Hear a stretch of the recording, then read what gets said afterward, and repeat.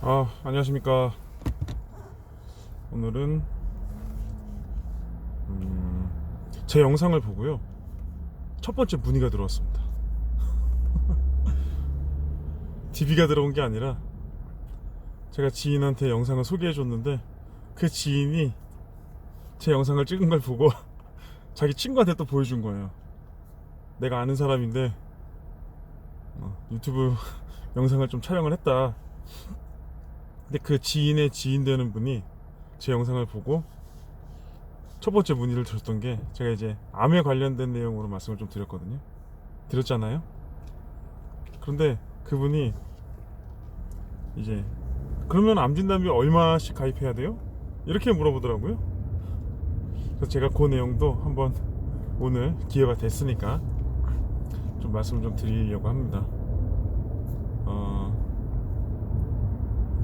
암진단비 같은 경우에는, 글쎄요, 저는 개인적으로 보험이 전혀 없는 사람들에게는 요즘에는 좀 많이 높아졌던 것 같아요. 3천에서 5천만 원 사이를 일반적으로 상담을 할 때 고객들이 제일 많이 요청을 하시고, 저 역시도 그만큼을 제일 많이 추천을 좀 드렸던 것 같습니다.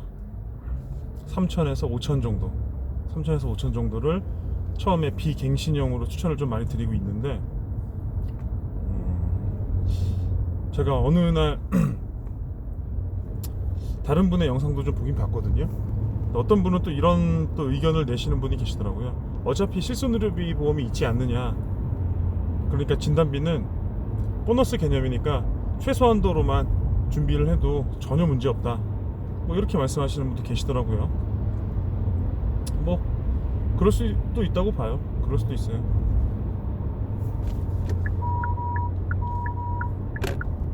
그런데 일단 제가 어제 암 진단비 청구를 굉장히 좀 자주 한다고 말씀드렸는데, 제가 자주 한다라고 말씀을 드리니까 이제 뭐 1년에 뭐 몇 차례 정도 하는 걸로 아시는 분들도 뭐 있을 수도 있거든요.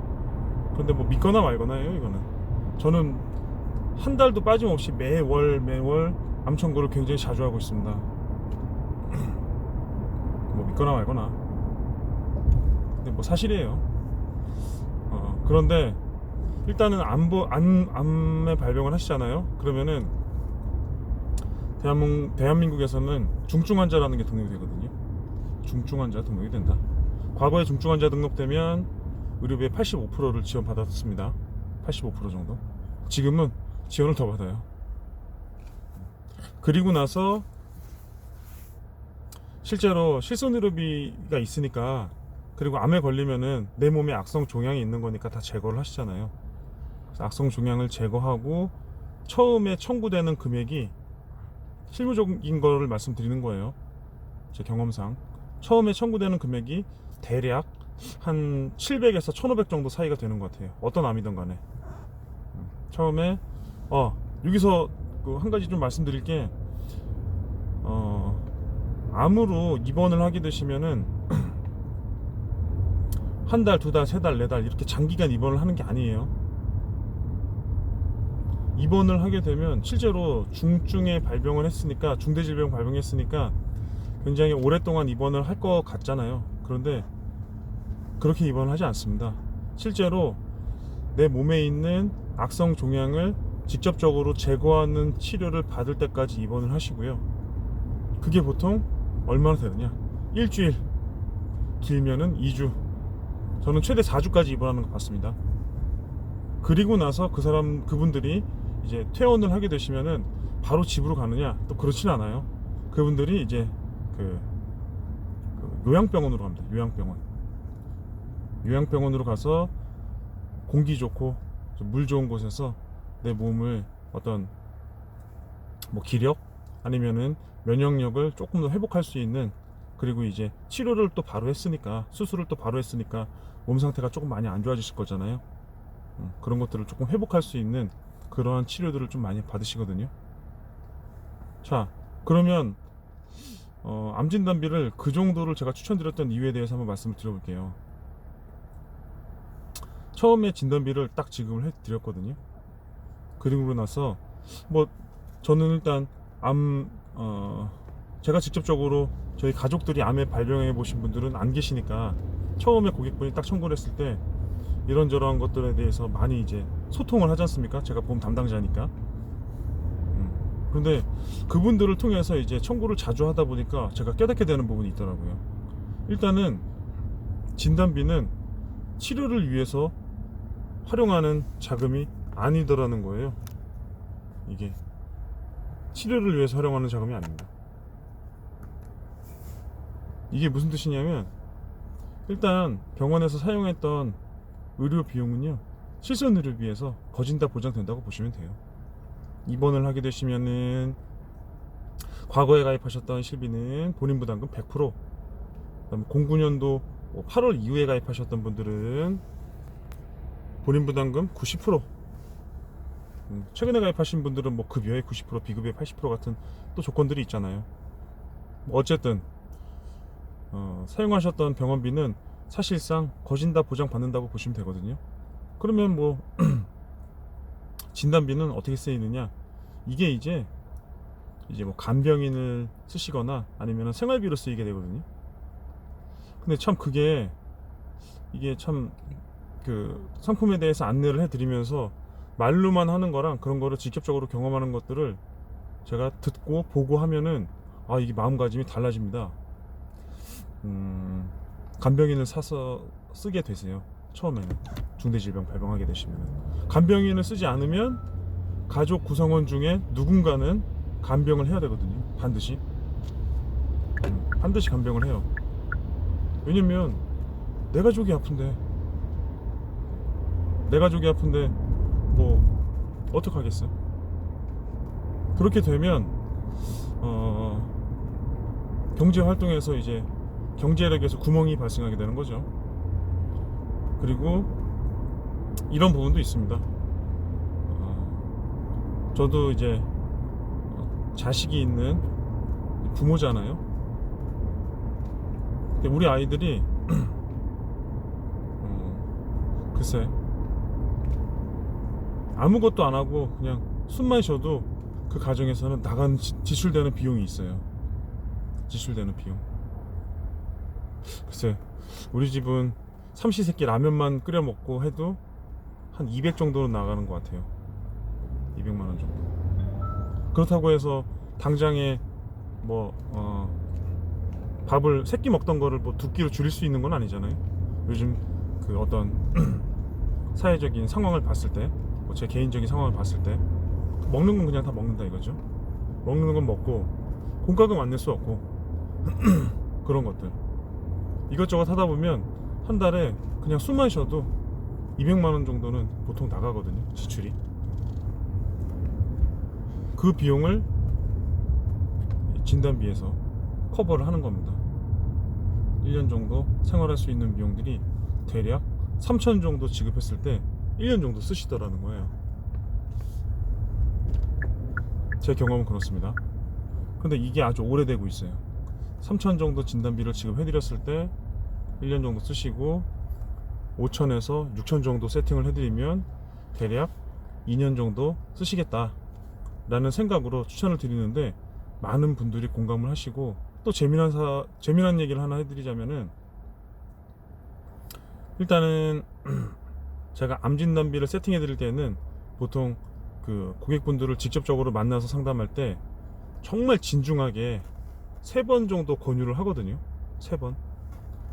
이 정도 한도면은 뭐 만족하시겠느냐, 이게 뭐 더 높이자 더 낮추자 그런 의도가 아니라 정말로 그분들께 필요성에 대해서 어필을 하는 거예요. 말씀을 드리는 거예요. 그렇게 한 3번 정도 권유를 드리고 고객이 오케이 하면은 그때 이제 서류를 또 준비해서 사인을 받으러 가거든요. 근데 여기서 또 재미난 일이, 일단은 제가 그렇게 딱 말씀을 딱 드렸는데 참고로 제가 유튜브에서는 디테일한 내용은 최대한 좀 배제를 하고 누가 보더라도 좀 이해하기 쉽도록 말씀을 드리려고 하는데, 근데 죄송하게도 제가 말주변이랑 글 쓰는 그 재주가 좀 없어갖고 그냥 조금 이해를 해주세요. 제가 많이 좀 허접합니다. 표현을 하고 싶어도 표현 전달력이 조금 많이 좀 딸리는 편이에요. 어디까지 얘기했지? 암 진단비를 만약에 이제 가족들에게 세팅을 해드렸어요. 그리고 나서 이제 가족 구성원 중에 누군가 암에 발병을 합니다. 그러면은 제가 담당자니까 저한테 연락을 주실 거잖아요. 저랑 이제 거래를 하시는 분들은 거의 대부분 병력이 있거나 아니 병원에 갈 어떤 상황이 발생하게 되면은 이제 저한테 연락을 좀 많이 주시거든요. 그래서 그분들에 대해서 진단비도 지급을 해드리고 이런저런 상황에 대해서 특히나 암 청구에 대해서 해드리면은 그분들이 이제 후회하시는 분들도 많으시고 또는 또 반대로 이제 제가 암 진단비 청구를 해드리고 여러 가지 상황에 대해서 그 조금 더 디테일하게 말씀을 드리고 처리를 해드리면은 그때부터는 이 가족분들이나 당사자분들도 저한테 대하는 태도가 많이 바뀌어요. 아, 이 사람 그냥 보험 설계사인 줄 알았단 말입니다. 저 보험 설계사 맞긴 맞아요. 그런데 실제로 업무 처리를 하는 걸 딱 보고 이분이 어떤 보험에 대한 지식적인 부분이라든가 경험적인 부분들이 주변 사람이랑 좀 다르단 말입니다. 이게 그러다 보면 처음에는 속된 얘기로 어이 이렇게 해서 만났다면 조금 시간 지나면은 자세가 공손해져요. 그러면서 아 저기 그러면 제가 어떻게 하면 될까요? 이런 말투로 바뀌고 그러다가 이제 어떤 경험들 다양한 경험들을 하고 나면 그때부터는 아 선생님 그러면 제가 이제는 어떤 걸 해야 됩니까? 이렇게 바뀌거든요. 저도 그만큼 이제 대우를 해드리고 그리고 제가 알고 있는 지식적인 부분이라던가 아니면은 저에게 형성되어 있는 인프라를 활용을 해서 고객분들께 최대한 서비스를 해드리려고 하는 거예요. 저는 그런 마인드로 일을 하고 있어요. 왜냐면 뭐 크던 작던 어떤 계약이 성사가 되면 그 고객은 그 계약으로 인해서 저라는 사람을 이제 고용을 하게 된 거잖아요. 그리고 고객이 원하는 그 생각적인 부분은 계약을 함과 동시에 저라는 사람과 이제 시작이다라는 생각을 하잖아요. 그런데 많은 설계사분들은 계약을 함과 동시에 이제 끝? 그 다른 계약을 찾아야지 라는 생각을 하시는 분들이 되게 많거든요. 저는 처음부터 영업을 했던 처음부터 그런 마인드로 일을 하지 않았기 때문에 일단은 저분이 나를 채용했으면 이제 제가 모시는 그러한 뭐 고용주니까 최선을 다해서 도와드려야 되겠다 라는 생각으로 일을 했거든요. 그래서 암진단비는 3,000에서 5,000 정도를 기본적으로 좀 세팅을 좀 해드리는 편이고 그 진단비가 어제도 말씀을 좀 드렸는데 갱신형과 비갱신형을 더 높은 한도로 원하시는 분들은 좀 활용을 좀 많이 해서 추천을 좀 드리고 있는 편입니다. 설계사마다 각각의 생각이 다 달라요. 설계사마다 다 달라요. 그리고 제가 갖고 있는 생각이 또 언제 어떻게 변할지는 모릅니다. 그런데 제가 지금 16년째 일을 하고 있는데 경험이 누적될수록 여러 가지 상황 고려들을 조금 더 디테일하게 많이 하는 것 같아요. 실제로 제가 유튜브에서 말씀을 드리는 것보다는 제가 실무적인 상담을 할 때 아주 다양하고 폭넓은 경험과 지식으로 말씀을 드리는 편입니다. 궁금하신 분들은 저한테 연락 주셔도 돼요. 자, 그러면 오늘 지식이 너무 얕았나? 그래도 뭐 질문에 대한 답변은 한 이 정도로 말씀드리도록 하겠고 오늘도 좋은 하루 보내시고 저도 오늘 하루 파이팅해서 일하도록 하겠습니다. 감사합니다.